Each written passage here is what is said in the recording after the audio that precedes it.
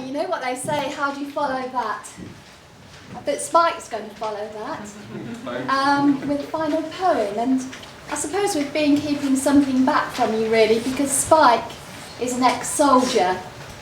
And he's now a member of Veterans for Peace UK. And I think we might persuade him to tell us a little bit about his view of things. Okay.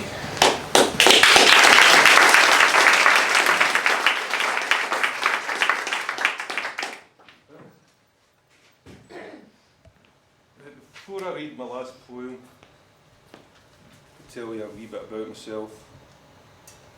I joined the army in 1980. I was 20 years old. I joined the 1st Battalion Scots Guards.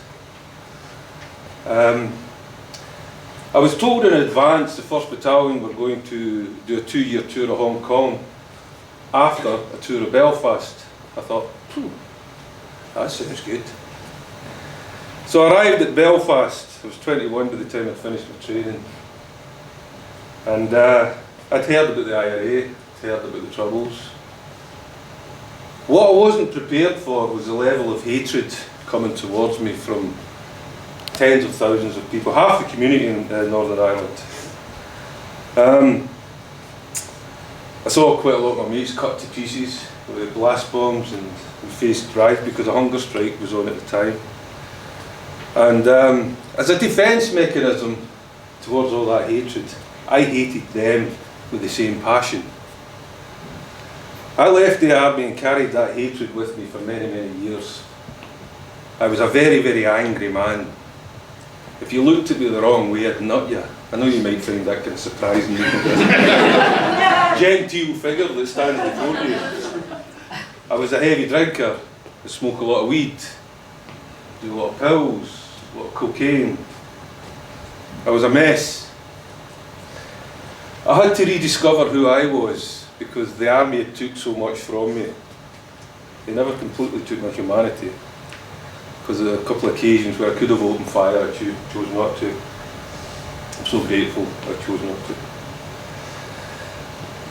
to. This year I joined a movement called Veterans for Peace. I was watching something on YouTube. A guy called Ben Griffin, former SAS, who had done Ireland, and he was in Iraq. And while he was in Iraq, he realised it was just a bloody racket. It was all about that. Ben came back from Iraq and refused to go back. He wanted out of the army, and they let him out. He's now a paramedic in London. And he started Veterans for Peace UK. It was started in America in 1985 by ex-former Vietnam vets. I watched Ben on YouTube, and he stirred a lot of passion within me. I thought, I want to meet this guy and I want to do what he's doing. So I joined Veterans for Peace. I went to the AGM in London, and there was a guy called Lee Lavis speaking, and he was a former soldier now living in Belfast, and the work he's doing with the Republican community and the Loyalist community. And he said at the end, "Is there any questions?" My hand shot straight up. I goes, "I want to help you, I want to get involved in what you're doing." And on the back of that, I went back to Belfast after 34 years. I went back to Belfast in August, not as a soldier, but a man of peace. I met former Republicans, IRA guys, former IRA guys that had been in H Block. I also went to a talk, a woman called Jo Berry and a guy called Pat McGee.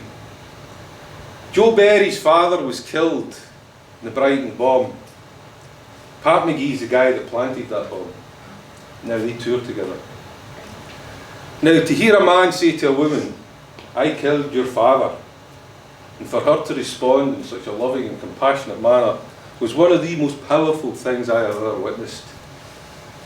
That's what the world needs, to open up, to understand. And to understand that war is just about profit. It's nothing to do with democracy or freedom or getting rid of a gang of ragheads that are cutting people's heads off, so they say. It's about profit. And maybe one day we'll get there. Maybe one day we'll get there. And Veterans for Peace is growing and growing and growing. And it's just unfortunate we're going to have a lot more people coming back from the various wars that we are waging. Is more mentally damaged than I was. And how are we going to cope with that? How are we going to cope with all these mentally and physically impaired young men and pay for their repair in the last 30, 40, 50 years? Well, I'm hopeful. I hope that one day we'll find peace. And this last poem, a very short poem, it's called No Man's Land. In no man's land we'll be as one, no need to fight or kill.